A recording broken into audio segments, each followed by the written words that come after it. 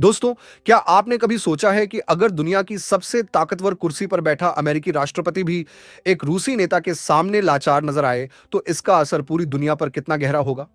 जी हां, हाल ही में Donald Trump और व्लादिमीर पुतिन का अलास्का समिट शुरू तो बहुत उम्मीदों के साथ हुआ था, लेकिन अंत में यह साबित कर गया कि वर्ल्ड पॉलिटिक्स का सेंटर अब वॉशिंगटन नहीं, बल्कि मॉस्को और बीजिंग की ओर शिफ्ट हो रहा है। और इसमें भारत का रोल सबसे ज्यादा चौंकाने वाला है। अलास्का की ठंडी हवाओं में जब पुतिन और ट्रंप एक ही टेबल पर बैठे, तो पूरी दुनिया की निगाहें वहां जमी थीं।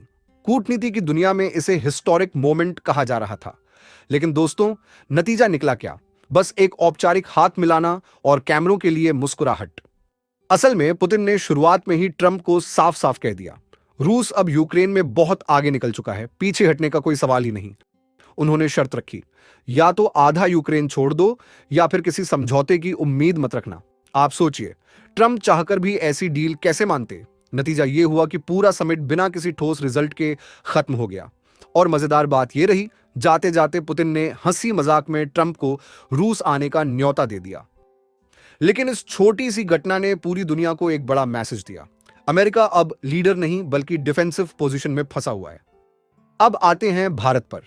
अमेरिका महीनों से भारत पर दबाव डाल रहा था कि रूस से तेल मत खरीदो। ट्रंप ने तो टैरिफ बढ़ाकर यह सोच लिया था कि भारत झुक जाएगा। लेकिन दोस्तों, असली खेल यहां पलटा। भारत ने न केवल रूस से तेल खरीदना जारी रखा, बल्कि अगस्त में तो रिकॉर्ड स्तर तक पहुंच गया। इतना कि भारत को इराक से तेल खरीद कम करना पड़ा और रूस सबसे बड़ा सप्लायर बन गया। यानी भारत ने अमेरिका को सीधा संदेश दिया, हमारी नीति इंडिया फर्स्ट है। और दोस्तों, सोचने वाली बात यह है कि जब अमेरिकी नेताओं ने अपनी जनता से झूठ बोला कि भारत अब रूस से तेल नहीं खरीद रहा, उसी समय भारत चुपचाप रिकॉर्ड इंपोर्ट कर रहा था। कई एक्सपर्ट्स ने कहा, यह वही पल था जिसने 25 साल की अमेरिका भारत डिप्लोमेसी को पीछे धकेल दिया। ट्रंप की स्ट्रैटेजी उल्टी पड़ गई और भारत विजेता बनकर उभरा। दोस्तों, चीन तो पहले से ही रूस का सबसे बड़ा एनर्जी पार्टनर है। रूस की करीब 40% एनर्जी एक्सपोर्ट चीन और भारत मिलकर उठा रहे हैं। यानी अमेरिका का सबसे बड़ा हथियार, आर्थिक दबाव, बिल्कुल बेअसर हो गया। सोचिए, अमेरिका ने जो पाबंदियां लगाई थीं, उनका असर होना चाहिए था रूस पर, लेकिन हुआ उल्टा। रूस को नया मार्केट मिल गया, भारत और चीन। और इन दोनों देशों ने मिलकर अमेरिका को दिखा दिया कि उनकी पुरानी चाल अब काम नहीं करेगी। यही कारण है कि पुतिन इतने आत्मविश्वास से भरे हुए थे। उन्हें पता था कि चाहे पश्चिमी देश कुछ भी करें, एशिया उनका मजबूत साथी है। दोस्तों, अब जरा यूरोप की हालत देखिए। यूरोपियन यूनियन ने सोचा था कि रूस पर कड़े प्रतिबंध लगाकर उसे घुटनों पर ला देंगे। उन्होंने तेल और गैस पर पाबंदियां लगाईं, रूसी कंपनियों पर बैन लगाया और यहां तक कि रूस के बैंकों को भी अंतरराष्ट्रीय सिस्टम से बाहर करने की कोशिश की। लेकिन हुआ क्या? उल्टा असर पड़ा। रूस तो और मजबूत होता चला गया, क्योंकि उसे नए ग्राहक मिल गए, भारत और चीन। लेकिन यूरोप खुद मुसीबत में फंस गया। रूस से मिलने वाली सस्ती गैस और तेल बंद होते ही यूरोप के देशों में महंगाई बढ़ गई। बिजली के दाम आसमान छूने लगे, फैक्ट्रियों का खर्च बढ़ गया और कई उद्योग बंद होने की कगार पर पहुंच गए। सोचिए, जर्मनी जैसा देश जो यूरोप की इंजन इकोनॉमी कहलाता है, वहां तक फैक्ट्रियां प्रोडक्शन घटा रही है। फ्रांस में लोग सड़क पर उतरकर सरकार से पूछ रहे हैं, हमारे बिजली बिल इतने ज्यादा क्यों बढ़ गए? इटली और स्पेन जैसे देशों में भी आम आदमी की जेब पर भारी बोझ पड़ गया। यूरोपियन यूनियन ने जब पाबंदियां लगाईं, तो उन्हें लगा कि रूस टूट जाएगा। लेकिन असल में वही पाबंदियां यूरोप की कमर तोड़ गईं। कई देशों को अब मानना पड़ रहा है कि उनकी ऊर्जा सुरक्षा बिना रूस के अधूरी है। यही वजह है कि आज कई यूरोपीय देश सामने से तो रूस का विरोध करते हैं, लेकिन पर्दे के पीछे बैक चैनल डील कर रहे हैं ताकि गैस और तेल की सप्लाई चालू रह सके। 2022 से 2024 के बीच रूस के तेल एक्सपोर्ट में जबरदस्त बदलाव हुआ। यूरोपियन यूनियन से तेल खरीद 87% घट गई। अमेरिका और ब्रिटेन ने 100% तक इंपोर्ट बंद कर दिया। इसके उलट भारत ने 111% ज्यादा तेल खरीदा। चीन ने 26% बढ़ोतरी की। तुर्की, अफ्रीका और लैटिन अमेरिका ने भी 100% तक इंपोर्ट बढ़ा दिया। यानी जो बाजार पहले यूरोप और अमेरिका के पास था, वह अब एशिया और बाकी क्षेत्रों में शिफ्ट हो गया। अब डिटेल समझिए। जब यूरोप और अमेरिका ने रूस पर पाबंदियां लगाईं, तो उनका इरादा था कि रूस की अर्थव्यवस्था ढह जाएगी। लेकिन हुआ उल्टा। रूस ने तुरंत अपने नए ग्राहक तलाश लिए और भारत, चीन जैसे बड़े देशों को सस्ता तेल देकर अपने लिए स्थायी बाजार बना लिया। नतीजा यह निकला कि यूरोप खुद ऊर्जा संकट में फंस गया और रूस पहले से ज्यादा मजबूत हो गया। आज हालात यह हैं कि रूस की तेल नीति ने ग्लोबल एनर्जी मैप बदल दिया है। और आने वाले समय में एशिया की भूमिका ऊर्जा बाजार में और भी ज्यादा निर्णायक होने वाली है। अब जरा सोचिए दोस्तों, जो यूरोप कभी दुनिया को सिखाता था कि ताकत कैसे दिखाई जाती है, वही यूरोप अब अपनी जनता को समझा नहीं पा रहा कि बिना रूस के उनका गुजारा कैसे होगा।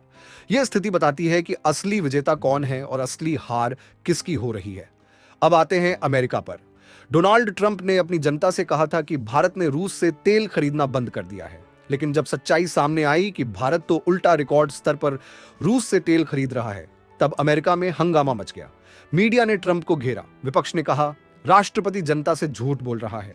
और दोस्तों, अमेरिका की जनता पहले ही महंगाई और बेरोजगारी से परेशान है।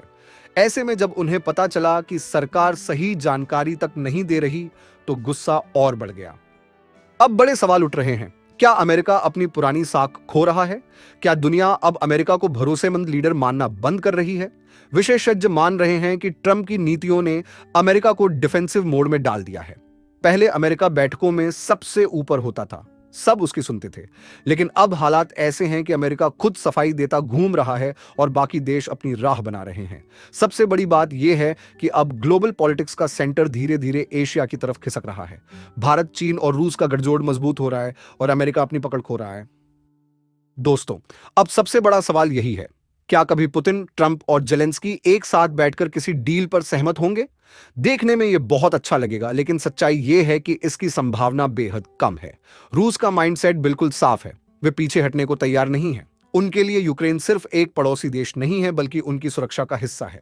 पुतिन खुद बार बार कह चुके हैं, रूस की सीमाएं कभी खत्म नहीं होती। मतलब साफ है, रूस का इरादा यही है कि वह यूक्रेन पर दबाव बनाए रखेगा, चाहे कितने भी साल क्यों न लग जाए।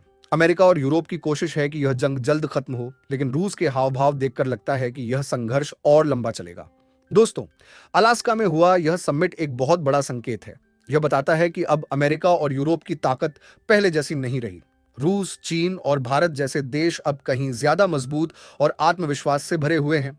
यह मुलाकात सिर्फ एक राजनीतिक घटना नहीं थी, बल्कि एक नए वर्ल्ड ऑर्डर का ऐलान थी। आने वाले समय में दुनिया का नक्शा, व्यापार, राजनीति सब कुछ बदलने वाला है। अमेरिका और यूरोप सोचते थे कि वे अकेले दुनिया के मालिक हैं, लेकिन अब एशिया से एक नई शक्ति उठ रही है। भारत की ऊर्जा नीति, चीन का आर्थिक सहयोग और रूस का सैन्य आत्मविश्वास मिलकर एक ऐसा गठजोड़ बना रहे हैं जिसे नजरअंदाज करना नामुमकिन है। अब सवाल यही है, क्या अमेरिका अपनी पुरानी ताकत वापस ला पाएगा, या फिर रूस, चीन, भारत की यह तिकड़ी दुनिया की राजनीति को हमेशा के लिए बदल देगी? अगर आपको ऐसे वीडियो पसंद आते हैं जो दुनिया की राजनीति, शक्ति संतुलन और आने वाले बदलावों की परतें खोलते हैं, तो चैनल को सब्सक्राइब जरूर करें और बेल आइकन दबाना न भूलें। मिलते हैं अगले वीडियो में, तब तक के लिए धन्यवाद।